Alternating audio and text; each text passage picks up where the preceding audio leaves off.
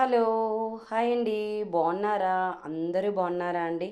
ఈరోజు నేను లంచ్‌లోకండి చక్కగా రసం తయారు చేశానండి.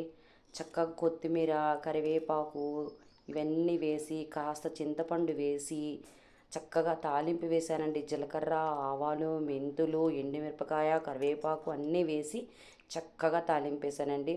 అబ్బా! అసలు రసం అండి ఎంత సూపర్ అంటే సూపర్ అండి. చూడండి ఎంత బాగుందో. చక్కగా చేశానండి. అప్పుడప్పుడు చేస్తూ ఉంటాను రసం. ఎక్కువ శాతం పప్పు, ఆకుకూరలు మాత్రం వేసి వండుతూ ఉంటాను. ఒక్కోసారి సాంబార్ కూడా పెడుతూ ఉంటాను. కానీ వారానికి 2 సార్లు గానీ, 3 సార్లు గానీ చింతపండుతో రసం పెడతానండి.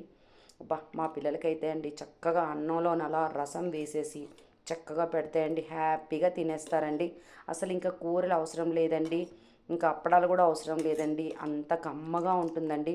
చింతపండు పులుపుతోటి ఇవన్నీ వేసి చక్కగా చేసినట్టయితే అండి ఎంత బాగుంటుందంటే రసం చెప్పలేమండి, మాటలు ఉండవండి.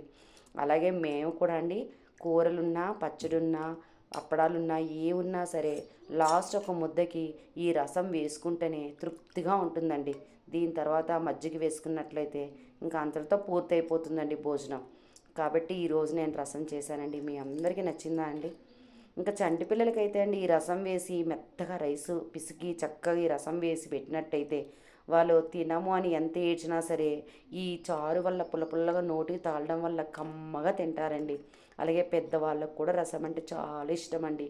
మా ఇంట్లో అయితే అండి టోటల్గా అందరూ రసం లేనిదే అసలు ఎన్ని కూరలున్నా సరే, పప్పున్నా సరే, ఏదున్నా సరే ఈ రసం మాత్రం ఒక్క ముద్దకైనా ఉండవలసిందేనండి.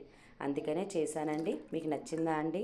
నచ్చినట్టయితే లైక్ చేయండి, అలాగే షేర్ చేయండి, అలాగే సబ్స్క్రైబ్ చేయండి. కామెంట్స్‌లో ఎలా ఉంది నా రసం అనేది మీరు తెలియచేయండి.